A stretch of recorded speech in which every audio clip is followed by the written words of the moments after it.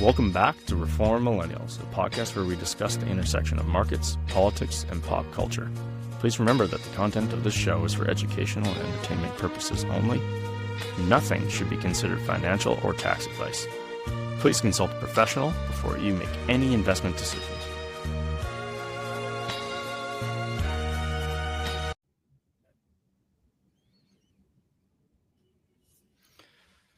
Welcome back, Mel. How are you doing?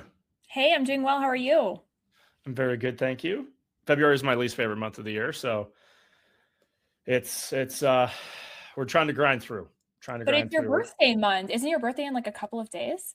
It is, but it's also tax season. And so because of that, it's a challenging 30 some odd days for our team. But I kind of want to jump straight into markets here. I think if you only looked at your crypto and software stocks this week, you probably think the sky is falling. However, if you were to zoom out, the Dow just hit 50,000. I bought myself a hat. And Europe is at all-time highs. You have emerging markets breaking out. Japan was up 6% this week. This isn't a market crash for anyone that is outside of Silicon Valley and the software industry. It's pretty concentrated in an area that is seeing a fairly significant changing of the guard. So today, I want to talk pretty exclusively about three things that I believe are really important to review. So for myself, I believe we're going through three distinct regime changes. One being US tech dominance is now being realized and benefiting the rest of the world. We're seeing significant global and emerging market industrial breadth and strength and capex. This has resulted in a multiple expansion across the board and a regime that has for 15 years been dominated by US stock markets and their performance to now being focused and flows flowing to other parts of the world. You combine that with a tech regime that has also for 15 years benefited the SaaS industry, one that is driven by zero marginal cost architecture, a seamless, endless growth metric that could not be touched by any other industry. And it's being completely overhauled by these new innovations that are coming out of the AI labs.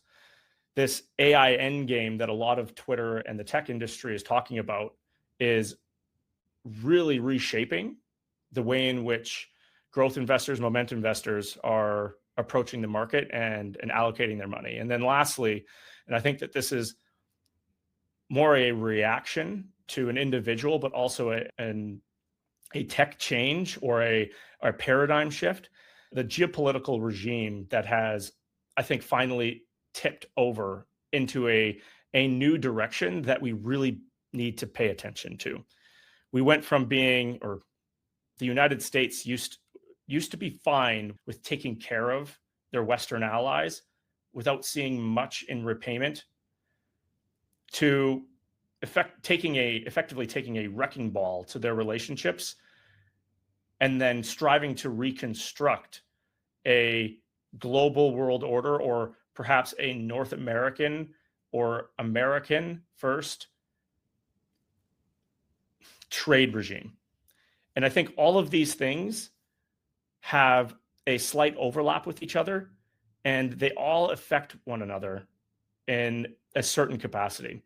So we're seeing this very hard pivot from a world that I grew up from for the last 20 years, a globalized trade system that is dominated by software margins, to a new world order, so to speak, where the United States no longer covers the military budget of the Western world, where they are striving to reconstruct and rebuild the manufacturing industry of their country, or perhaps North America, and organize in a way in which perhaps benefits their next 50 years differently than what we've grown to expect over the last 20, 30, 40, 50 years. And you can see that in price. For a lot of people, they might view media headlines as being their telltale. For me, the only thing that pays is price. And if you take a look at what's working these days, it's quite clear where the money's headed is to these areas that I highlighted. And you don't have to look far past the individual charts of emerging markets, of international stocks, to Mexico, to the index of Canada, and with regard to the TSX, and take a look at the price performance of the S&P 500 versus each one of those areas. The United States is trading at a extreme multiple, 24, 25. They are still priced in a leadership sense. However, growth and opportunity is presenting and money is flowing to these new areas. So for me, I'm super excited because a regime change and an opportunity change is a way in which I'm able to position and then be rewarded. And it's very easy to sound smart as a pessimist. And the sad reality is that the only people that really make money are optimists. So when we strip down each sector and try to figure out the bottlenecks of the industries that me specifically I'm investing in and our group, it's quite clear that we're going through this crazy change. And this is why I really enjoy having these conversations with you, is because you really help me understand the macro view and how the political sphere influences that. So in our show notes, I drew attention to 3 specific regime changes. I want to start off by talking about the geopolitical situation. And after that, I want to move down towards the tech regime. So I'm going to talk about that. I said AI Endgame. I want to talk about what that means. And then after that, I can speak to the market construction. But earlier this week, I read this post, or this, it's from the McDonald Laurier. Anyways, the article goes off, and it's, I think, aptly titled, "What if Trump is painfully right?" And this is, I think, something that you touched on the last time we spoke. And I felt as though it was really poignant, and it stuck in my head for a while. And I had been trying to articulate your thoughts and mine into one cohesive blog post, but the one that I posted in our show notes did such a tremendous job of describing how I felt, to the point where I just put it in there because it was so well done. But where I'd like to get your thoughts, and perhaps maybe some additional colors, is with regards to the direction in which the American regime is headed, and then an extension of that being how Canada is going to react and position themselves as we head into the middle of Q1 and an impending, or a fast approaching end to NAFTA 2 or the USMCA. Yeah, so much to unpack there. I think I want to start by talking about your point on pessimism and optimism. And I think that there's a third ism, and that would be realism in terms of looking at this. So I agree with you that being a pessimist is never a good thing. But I think in order to be an optimist, you have to first be a realist. And I think that's actually where so much of the tensions that we are seeing, certainly politically, but socially, in Canada and the United States, are coming from. I think that we have a discomfort with the way in which the world is changing, probably primarily because our generation, and probably since the post-World War II generation, we don't have strong muscle memory in terms of how to handle, process, and deal with significant changes like we're seeing right now. I can't remember where I was reading this, but it was just, somebody had made a comment that said, our world has changed more in the past 4 years than it has in the past 30. And so I think many of us are maybe out of practice in terms of understanding how to navigate everything that's happening. And I think to be a realist does not mean that you agree with what's happening. I think that people tend to misunderstand that. But being a realist, I think it is incumbent upon you to look at what's happening without your own bias and lens of what you think or feel about what's happening. And, we're talking about markets and the economy. Politics, I would say, has more of a sort of human connection than maybe markets do, in terms of the markets don't care about your feelings and the numbers don't lie in that way.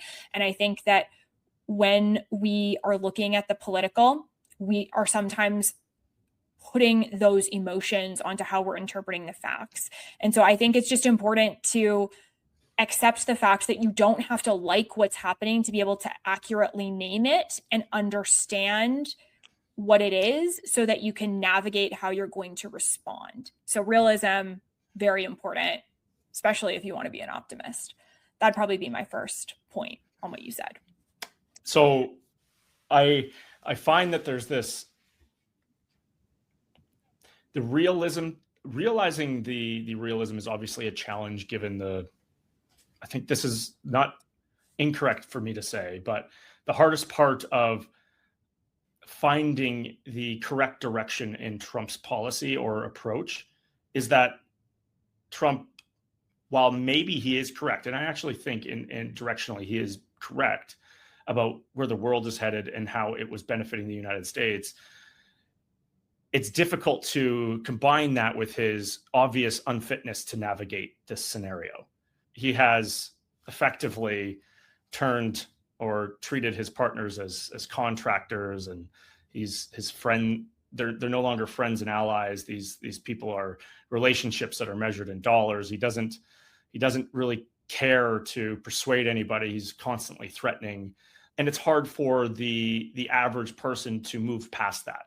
The way that he treats typical political discourse, he's thrown that playbook out the window, and as a result, people reject and eliminate him altogether, and pure hatred. And that's where I think the term like Trump derangement syndrome comes from, and I think accurately describes some of those folks.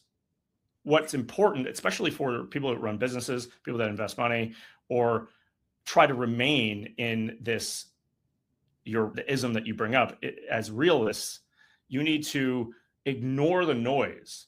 To be good at anything, you have to be able to separate what's noise from what's signal and what really matters. And in this article specifically that I put in our show notes, I actually think that the author does a really good job of this.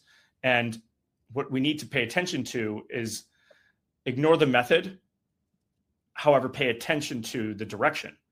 And while yes, he's very cruel, I actually think that there's something to be very important for us to be paying attention to. And that is, for me specifically, I believe that there is a very clear pullback from the old world order. He is now forcing a remilitarization where you see massive price change. He is forcing his allies, his major trade partners, recognizing that they are, if they want access to the consumer, the American consumer, need to realign themselves with American ideals rather than lazily just doing whatever they want. And we really need to understand that that is directionally where we have to go. You pointed out 2 weeks ago that Mark Carney, in his speech, while it received applause from Davos, specifically pointed out two things that that made very little sense to you. And I'm going to misquote you, but I think I'm fairly accurate in what I'm suggesting. Is you said that he strikes a trade deal or an investment deal with the UAE and with China, Qatar, sorry, not the UAE. Thank you.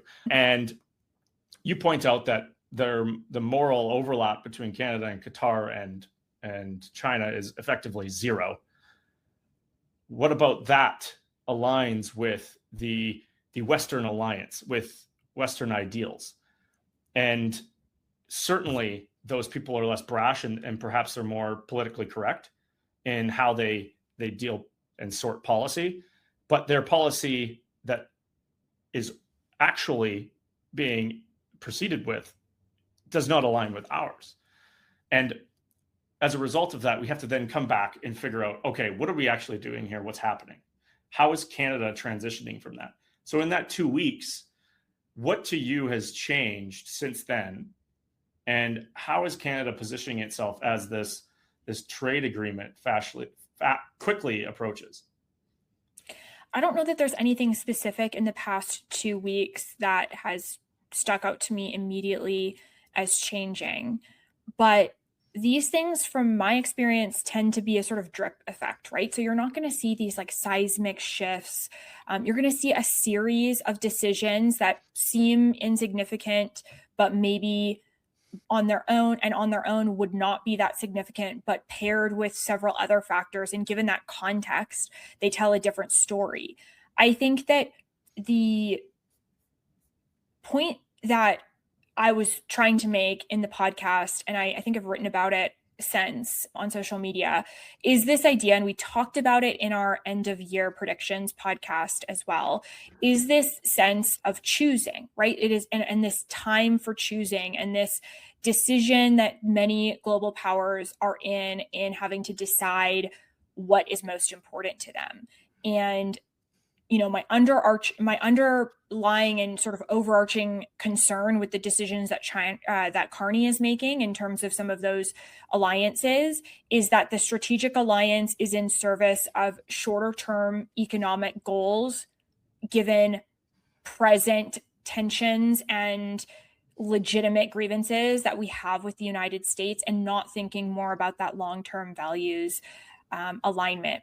When we talk about, we're talking about this in the geopolitical sense. When we talk about how the world has changed since World War II, I think this would be a good time to get into talking a little bit about the sort of polarity aspect of the world. So post World War II, we had the United Nations, we had many multilateral institutions that were developed with this underlying belief that coordination among several different states, by having these shared rules and institutions and frameworks, were going to actually help us to constrain our own behavior and follow common rules, and that everybody would be sort of on the same wavelength. And I don't inherently hate that idea. But again, we go back to pessimism, optimism, realism. Is that ultimately how states will act in the long term?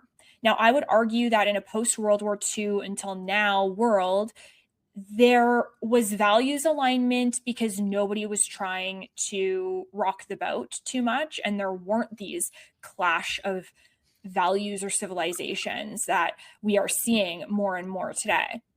And I would argue that even though it seems like, to the MLI article that you're referencing and the point that they're making, even though it seems like Trump is wrong, I think he is right in the way that he is interpreting what's going on.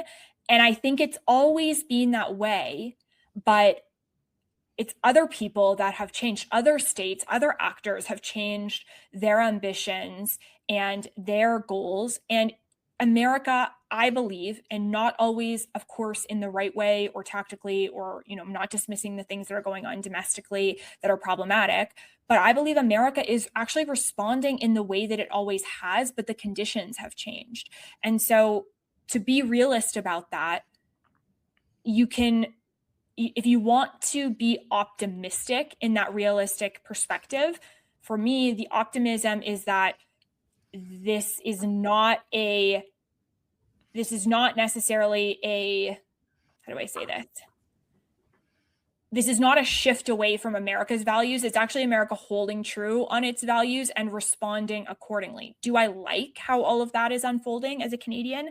No, it's very scary. And there are many things that Trump is going way too far on and approaching in a way that I absolutely would not, that doesn't align with values. But that is, I think, what the underlying theme that I'm seeing is when it comes to the geopolitical side of things. So I think that we've started to work our way, and I believe that this is occurring just because its prices is reacting. You have military contractors that are doing incredibly well. You have the EU that has outperformed the United States because of their change, their reaction to Donald Trump. They have changed their tune on environmental policy. They've changed their tune on immigration policy. They've changed their tune on capital expenditures and taxation. There's a laundry list of massive changes that have occurred just in the last 6 to 8 years. That has all come together to produce a stock market that has outperformed outside of the United States. That continuation is a continued reaction to this. I believe that there's going to be an additional, we'll call it wrench thrown into all of that. And it is, I don't think everybody has necessarily digested this yet, but intelligence is now abundant. We have the ability to process tasks 24/7, 365 days a year. These large language models are running 100 times faster. They are costing 100 times less than the average individual. And they can iterate on goals and test trial research that would take hundreds or thousands of people in the matter of days and weeks. We still have not quite seen the true reverberations and impacts of what the current technology is delivering, but we're starting to see the outcomes. And to me, if you're paying attention, if you're really looking, many articles that I've been reading, and I think this is probably true for you too, Mel, some businesses are not realizing efficiency gains with the integration of AI tools.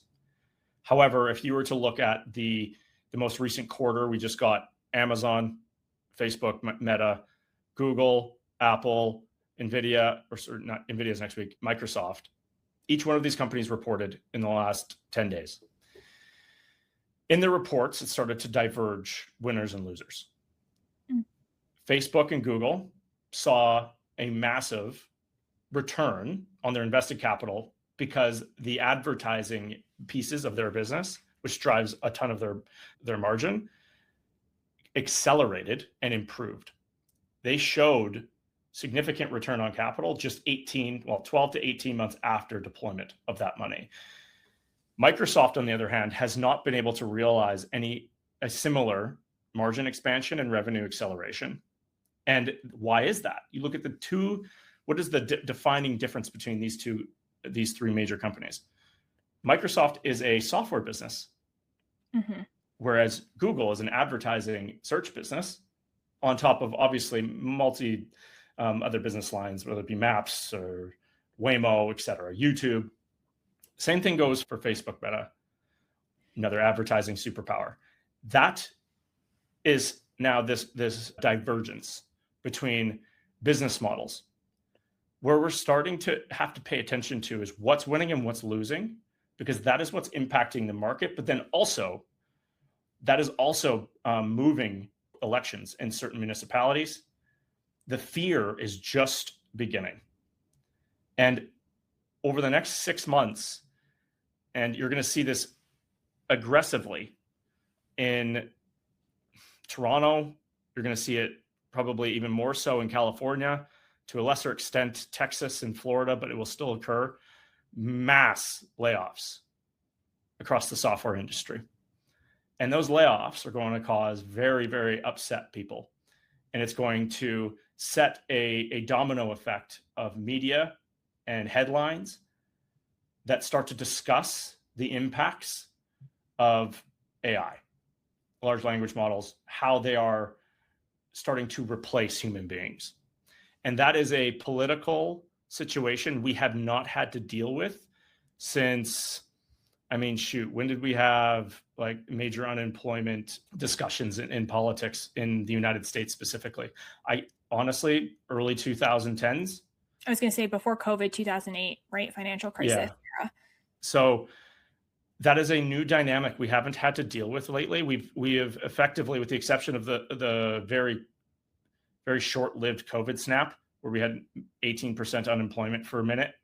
The reality is that we've been hovering around in Canada 6% unemployment, in the United States much closer to 3.5, 4, and that hasn't been impacting our political situation, and it also hasn't impacted the way in which we view technology and how we regulate. So what I want to call attention to is that, yeah, we've had this massive regime change in international markets where they've started to, I think, play ball, and take trade seriously, take the United States seriously, and start to reposition themselves. And as a result, we've seen good return there. But in the United States, again, as always, they're always way ahead of everybody. They're going to start dealing with and jostling with this new political reality where unemployment is showing up in the high income portion of white collar work. So I actually want to ask you some questions about this, because as we were thinking about this, I had a few different thoughts. We talked about this a bit in our predictions podcast, which I guess go us. We're already looking at predictions in year 2 or month 2. But I'm really curious as to what your opinions are about how this is going to affect sociology and culture, because from my perspective, where we are right now in terms of job market, especially post-COVID, is these are not necessarily where the numbers are right now. I'm just talking vibes and sentiment. You have a very strong, almost like employee-led demand system in terms of what they want from their employers. And this can be anything from work from home dynamics, DEI, compensation, productivity, like all of these different aspects that factor into employment in today's day and age.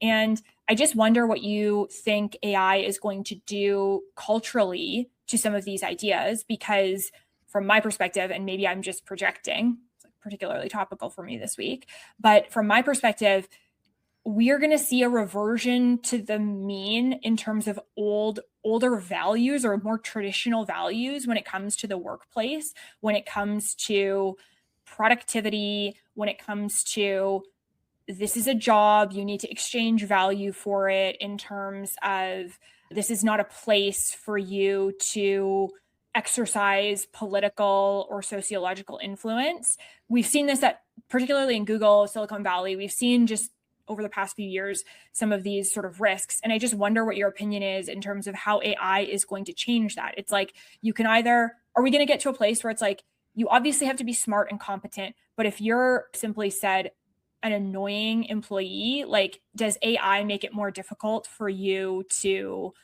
exercise that point of view? And what do you think that does to the job market and how people think about these things? I don't know if I'm off base there, but it struck me as interesting. No, I'm going to take this might not be perhaps where you wanted me to, but I'll answer from my point of view, which is the human being, the median human being is going to, and I think this is probably true of the Western world since the advent of Facebook, and that is a misery because of comparison has resulted because of our ability to compare ourselves to everybody and to the top 1%.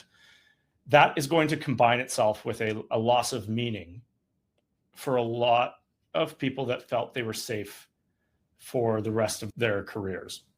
And what is going to be rewarded with the continued build out and improvement of large language models is going to be those that have an act on agency, their ability to make decisions and discern between good and bad, and have the ability and have been rewarded given the, we'll call it the ability to say or stroke a check for something inside of a corporation, or to approve we'll call it a deliverable. Inside of each business, that level has a certain amount of people below it and a certain amount of people above it. But if you don't have the ability to scale your importance inside of a corporation and get to the point which you have a level of agency that cannot be replaced, or I shouldn't say cannot be replaced, but won't be replaced, because the human being still is the one being serviced by these large language models, which requires them to have the to hold the trust and the accountability. At the end of the day, our legal system is dependent on that. So long as those rules of law and those structures maintain, you will have that infrastructure. And so as these things improve and they're able to diffuse across our economy, you need to structurally move your way up. And if you do not, you're going to be eliminated. Now, that elimination process is going to be dependent on, sure, if you're annoying or if you're difficult. I But the said reality annoying, is, like just an annoying person, but I didn't want to be rude with what I was saying, but you get what I'm saying. no, I do. Yes. Yeah. If we'll call it redundant, and that's probably if you're an engineer, you would refer to it as that. It's I want to insensitive. clarify what I'm saying though. Not just redundancies, but like friction causing individuals, like people who are not making the profit margin and like ethos of whatever that company is easier. And I think that can come in all different ways. That can come from a lack of maybe leveling up on skills and whatnot, or it can come from the sort of me generation perspective as well. I think we're going down a road like that we didn't intend to for this podcast, but I just want to clarify that's what I mean.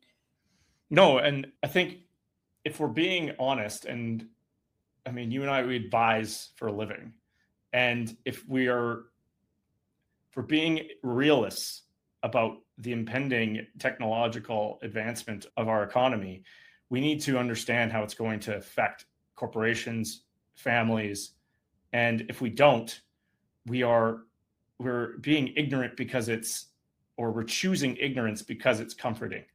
So if whatever word you want to use to define, it's important for us to kind of flesh this out. And that's what we're doing. So for me, there will be a subsection of the economy that ends up being replaced, whether it be data because of data input or data sorting or whatever it might be. That the amount of people doing that work in the economy is going to shrink and continue to shrink. The proprietary human position is going to be and move up into these areas in which, I mean, to me, you're effectively you own the liability of an outcome. And that's where you're going to end up having to accelerate to. Interestingly, on the other side of our economy, we do have blue collar, white collar work. We've often separated our classes of work that way.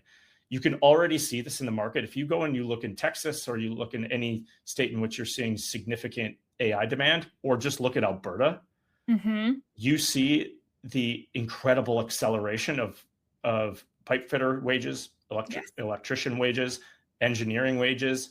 You have like infrastructure management. So whether like engineering, drafting, all of these areas, all seeing huge growth in what they spend. And this is in those areas. To generalize, I'm obviously generalizing here, but to generalize, when you compare value systems of white collar workers versus blue collar workers, generally speaking, blue collar workers tend to not lean on the sort of luxury belief data set of ideas. And I think that this is particularly important when it comes to talking about what we're talking about today, because as we see, like one of the themes you're talking about is the transition away from like esoteric to concrete. And what you see is the people who are producing, there's going to be an increased demand for things you can hold in your hand, things you can build that is going to service AI, like data centers, like all of these different innovations. And it's ironic because it is going to depend, as you say, on that blue collar work ethic and I think, or work approach. And I think that I'm very curious as to how that long-term influences the values of our society, because if you have a group of people who are now economically enfranchised to be successful in this shift, it's just interesting how you could see this different group kind of. But you know, it's so funny, Mel. This is the pendulum is swinging the other direction. Yes. Because through the 80s and 90s, I would even say more so the 60s, 70s, the pendulum, I think, benefited that subsect of people. now we've shifted, and from the late 90s, 2000s, 2010s benefited the white collar worker, where you saw the advent of luxury beliefs. You've seen a subset of the economy and the population demographic drive political policy, drive political donations. They've benefited from the lion's share of economic outcomes. That subset is now going to see, I think, some disruption. And we're going to see a pendulum shift the other direction. Why? Because the 5 biggest companies on Earth, or let's just say 7, but the Mag 7 is going to spend $650 billion this year on AI CapEx build out. That, generally speaking, requires more blue collar work than the alternative. And as a result, economically, they're going to benefit and do well. The other side is not going to do as well as that subset. They will then see you'll see a continued growth in terms of like policy that benefits those folks, because that's directionally where the economy's headed.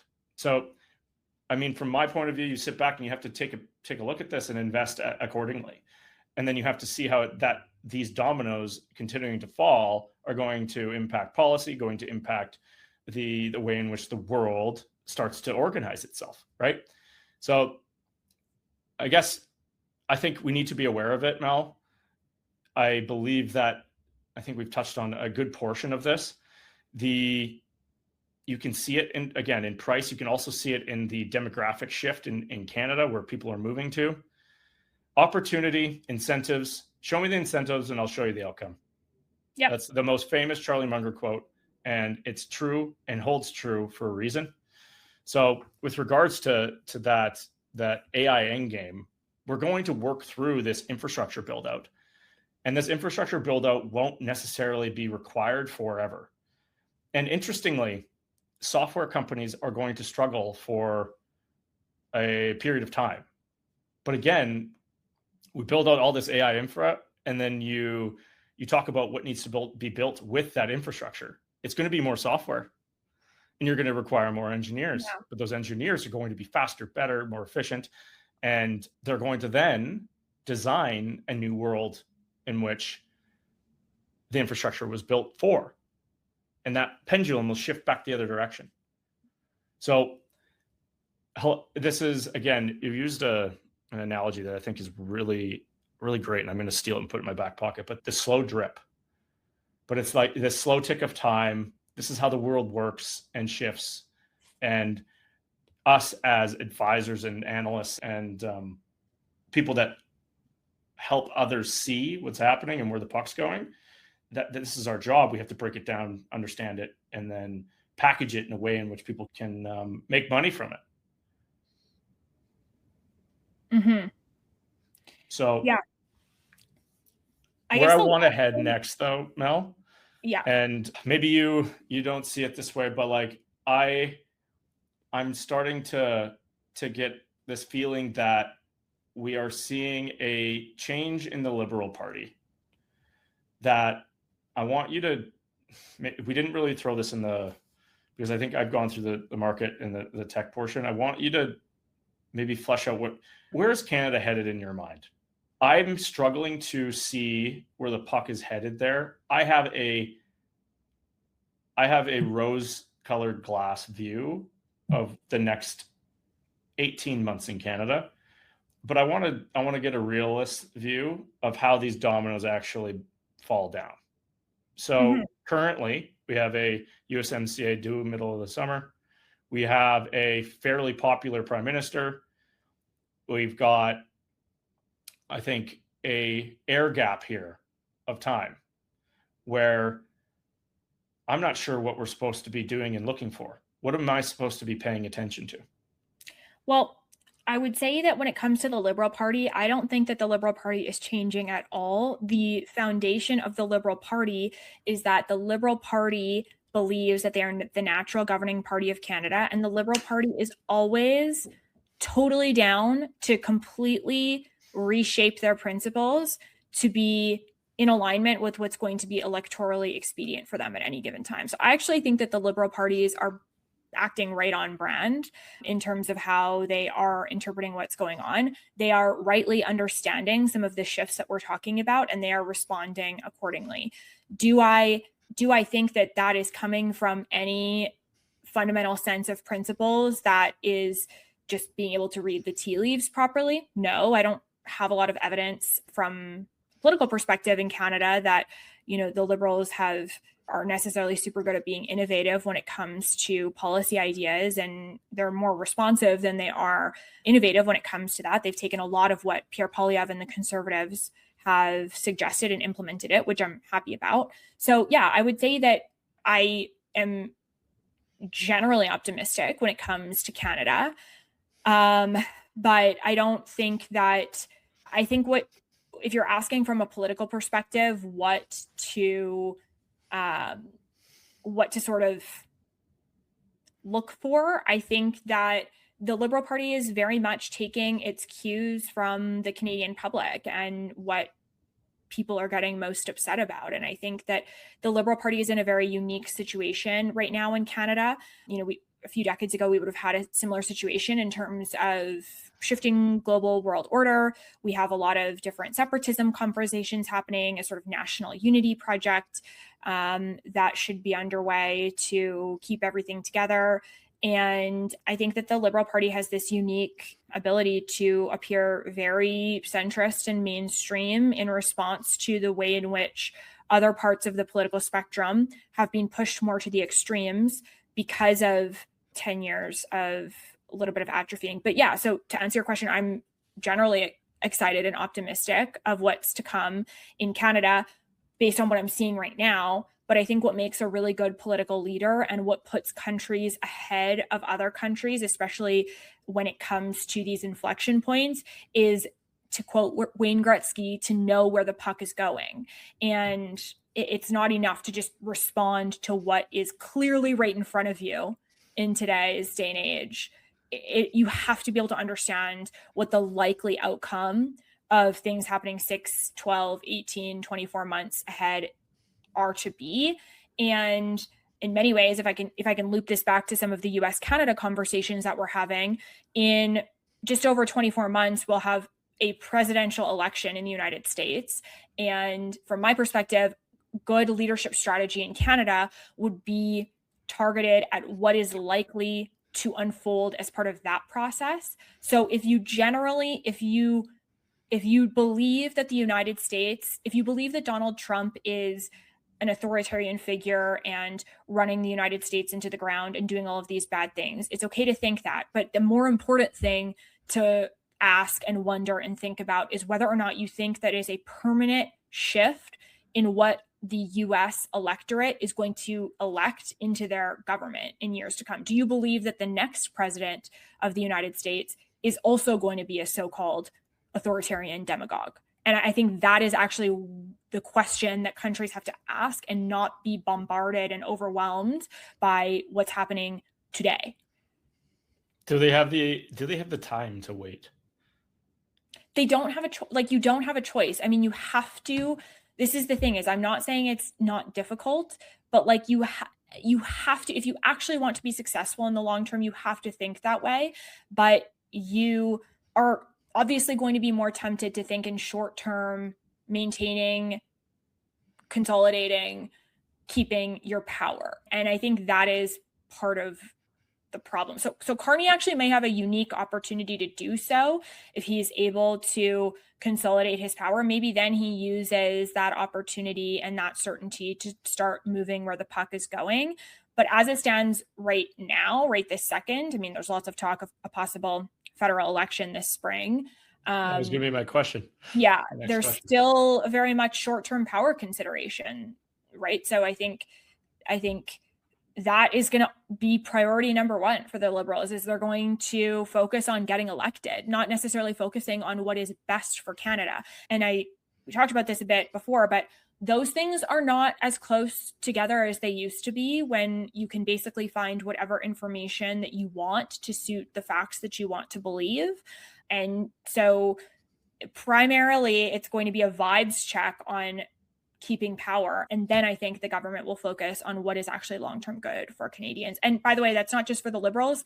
Any government, Conservative, NDP, whatever you want to sort of put in there, is going to think in those power considerations and calculations. Okay. So I didn't prompt you for this, but we're 10 days after the Conservative, whatever the event was in Calgary. Yeah, what's your report? The convention. Thank you. What's your report back? I think it wasn't as exciting as the convention was in Quebec City a few years ago, when the electoral prospects looked a little different. I would say that the vibe generally was positive, but a bit subdued. It's one of those things where the political climate and wave in Canada is almost like unto itself now. And it strikes me that it almost doesn't matter what individual politicians are doing right now. Like, we're in this weird space. Poilievre gave an amazing speech. I thought he addressed separatism in a way that I think most mainstream Canadians would find acceptable. He addressed immigration in a way that most Canadians would find acceptable. He is addressing the middle class, all of these things. Like, nothing that he said in my reading and listening to the speech when I was there was particularly controversial. But again, we're in a state right now where we're going to compare the Conservative Party in Canada to the Republican Party in the United States. And the general tone is that to be a conservative in 2026 is to hate immigrants, to only care about yourself, to only care about making money and want privatized everything. And I think Pierre Poilievre could offer to give every province in Canada $1 billion more for education and healthcare. And I don't know that it would matter, because the Canadian electorate is not, from my perspective, open to hearing those points of view right now. And I think that it may have to get worse before it gets better when it comes to people changing their minds on these things. And maybe that's pessimistic of me. I do think that these values will come around again, and I think people are starting to realize them. But it is a very unique time to be a politician, because so little of what you do from a policy perspective matters in many ways. That's my belief. Interestingly, it's somewhat, every time I talk to you about the state of Canadian politics, it makes me a little bit uneasy, because of our current, I think the mindset of the Canadian is distracted by a person that we have no control over.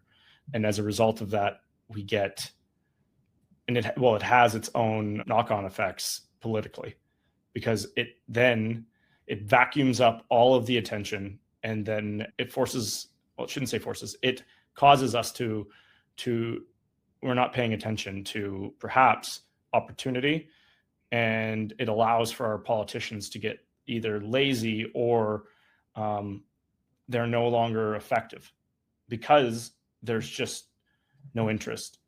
And that's disconcerting for me, given that I believe Canada has a unique opportunity over the next 3 years to position itself in a way in which I believe it failed to do 25, 30 years ago. Mm-hmm. So I'm hopeful that we have the current incentive structure in place politically that will allow for somebody who will allow for Carney to build a legacy as a politician that could be remembered for 100 years. Yes. Because he currently the country isn't paying attention. They're looking over here when he could be doing great things down here that maybe he might not have been able to do if all the attention was on him. I'm really rooting for him. And I think that, like, even if you just look at the response to his return to office mandate, so people that work for the government of Canada have to return to office 4 days a week, managers 5 days per week. That is a thing that I think needs to happen for Canadian productivity, especially in the government.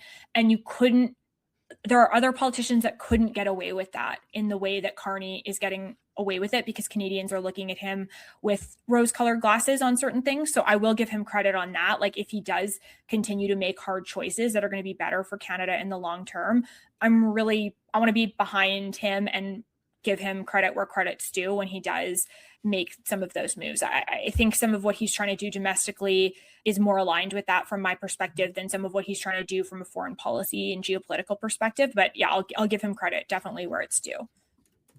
Well, Mel, in 2 weeks, I hope to have a more concrete view on Canada. However, come that time, it's the way in which this current economy is moving.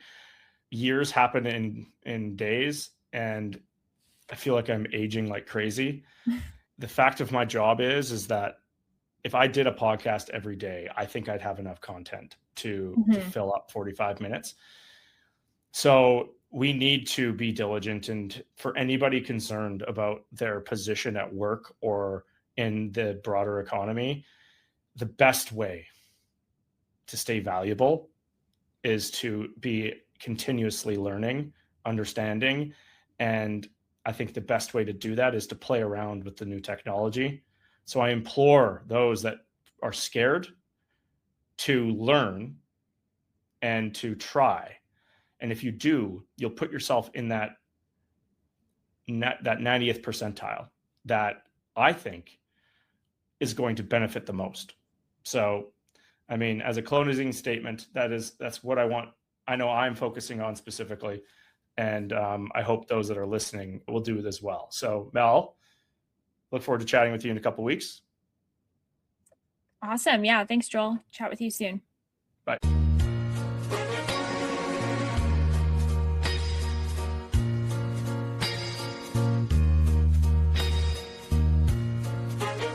That's all for today. Thanks for listening.